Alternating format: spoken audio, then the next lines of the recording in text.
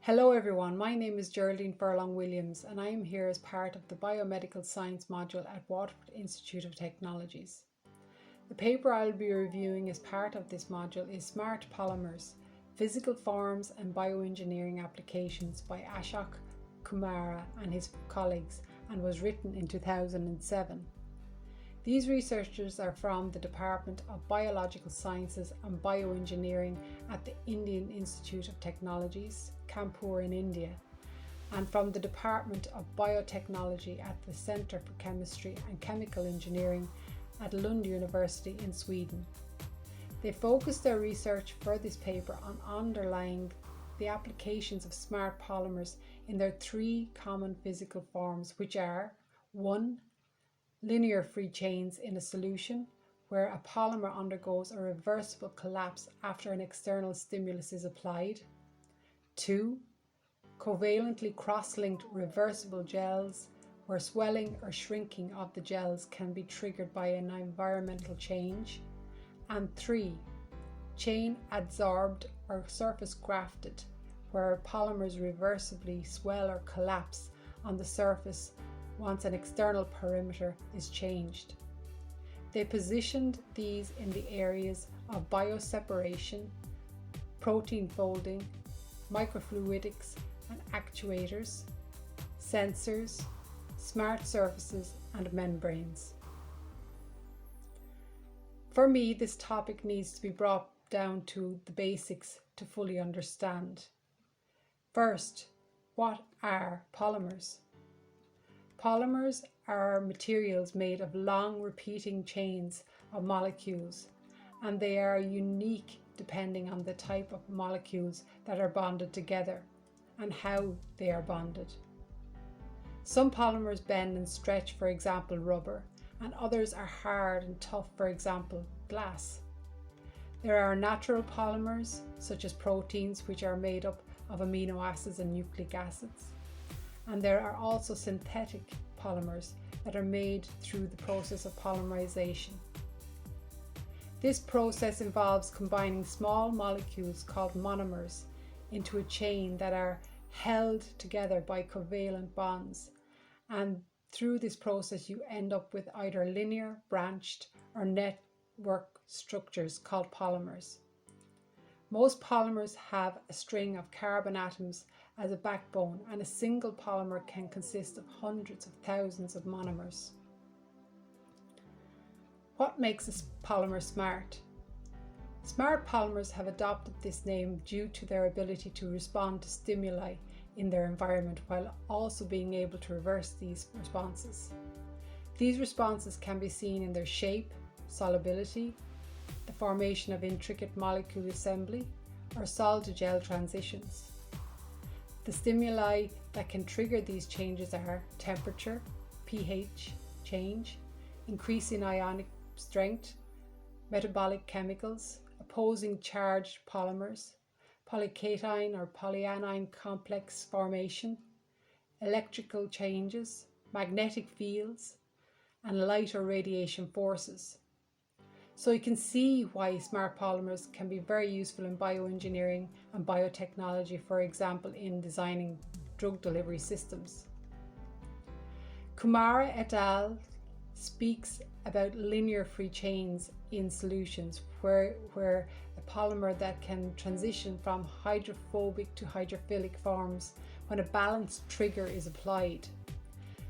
So they can move from soluble to insoluble by reducing, for example, the number of hydrogen bonds or neutralizing the electrical charge, or in thermoresponsive polymers, changing the temperature in the solution. This can be useful in bioseparation, which is purifying biological products on a large scale, and its purpose is to refine molecules, cells, and parts of cells into purified fractions to be used in industry or science. Aqueous two-phase polymer systems is used in bioseparation in the partitioning of biomolecules on the basis of solubility or affinity, and smart polymers have made improvements in this system due to their stimuli responsiveness as a ligand carrier. Affinity precipitation is also used in bioseparation, and using smart polymers can make this a highly selective technique for protein purification. Also, Kumar and his colleagues detail about protein folding, which occurs at a cellular level in the endoplasmic reticulum. They explain how using stimuli-responsive polymers in the folding process of the unfolded protein can help to overcome many bacteria and diseases within the body. They go on to review covalent cross-linked reversible and physical gels. What is a covalent bond though? Well, a covalent bond is a permanent chemical bond that involves the sharing of electron pairs between atoms, known as bonding pairs, and it's this attraction and repulsion process that is known as a covalent bond. And cross-linking a polymer is a process of forming the covalent bond to join two polymer chains together. Very high cross-linking densities can cause rigidity or a glassy material.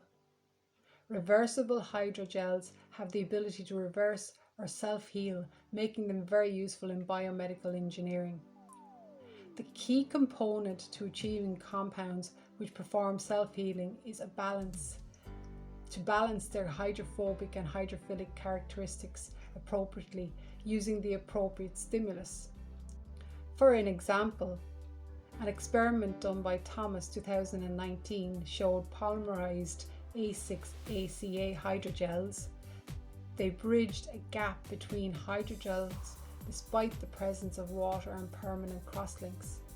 The two hydrogels joined together quickly when in contact with the low pH solution and reversed when the hydrogels were exposed to the high pH solution. This process can be repeated as many times as needed. And then there are physical crosslinks, which are those using interactions other than a covalent bond, such as hydrogen bonding or ionic interactions. Kumara et al. Highlight the use of stimuli-responsive hydrogels in microfluidic systems for biological and chemical use. They are used in these systems to regulate flow and to eliminate the need for an actuator or an external power seen in conventional methods. These valves are made of responsive hydrogel and can shrink or swell when in contact with an external stimulus, which in turn causes the opening or closing of a channel. They also highlight the usefulness of stimuli-responsive smart polymer hydrogels as biosensors. Smart polymers are used in biosensors in three ways: signal detection, transmission of a signal to a measuring electrode, or as a response element which controls the feedback response to the signal. This is done by the smart polymer's physical work, either shutting off a valve or making contact between the sensor and a secondary component. Finally, they underline smart polymers in chain adsorbed or surface grafted form. The grafting process can be done by grafting to or grafting from, and since this paper, grafting through is available. Grafting to is achieved by reactive groups attracting to each other. Grafting from is achieved by using an initiator, or grafting through uses a bioactive monomer during polymerization. When a smart polymer is grafted to the surface is in a hydrophilic state. For the smart polymer to expand to become soluble and hydrophobic when it is to collapse or becomes insoluble. They also highlight grafting in relation to smart surfaces, especially designed for tissue engineering, temperature controlled separation, and smart membranes with controlled porosity or chemical valves. Now for an example of smart polymers being used to help millions of people. At the moment, there are more than 420 million people with diabetes worldwide, and by 2040 this is expected to exceed 640 million. Every 6 seconds somebody dies from diabetes or diabetes related illness. The burden of diabetes on the economy is estimated to be approximately $673 billion a year globally. Because of these figures, I would like now to show you the advancements in the area of diabetes treatment using smart polymers, and more specifically regarding insulin and insulin delivery. Dr. Zhen Chu, who is a researcher at UCLA and UNC, has been involved in developing the smart insulin patch and smart insulin. In normal circumstances, the body is very smart and can deliver insulin at the right time and the right dose without any intervention. The body doesn't have any tubes or chips or electronics to do this. So Zhu and his colleagues took inspiration from the human body, similar to what Kamara et al. Mentions in their paper, and have replicated a synthetic way to either modify the insulin itself or the way the insulin is delivered. The usual method of response in the body to increase glucose is glucose oxidase, which is a glucose-specific enzyme. This is naturally seen in the glucose sensor, the monitoring system within the body.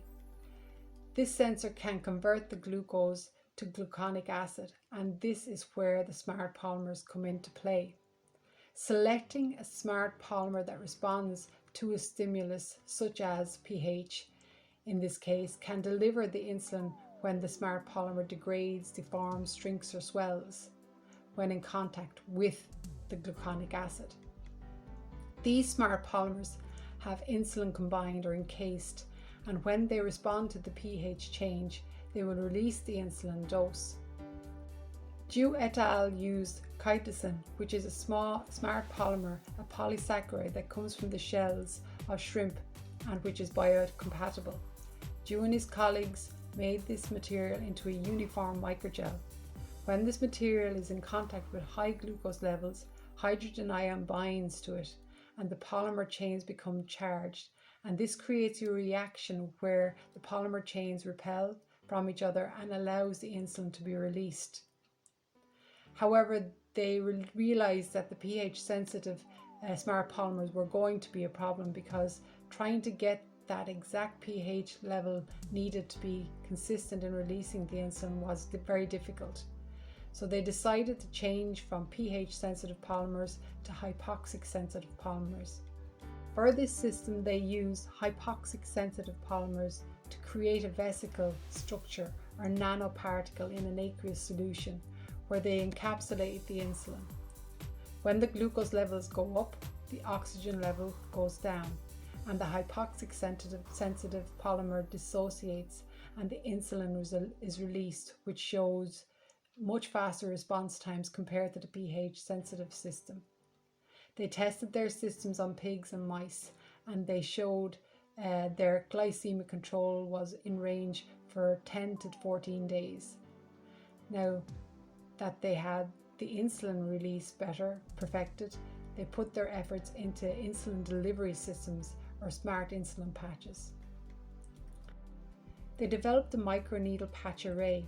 This patch is made of tiny microneedles, and the height of each needle is about 600 to 800 micrometers, as the neuron cells underneath the skin are typically between 800 micrometers to 1 millimeter away from the surface of the skin.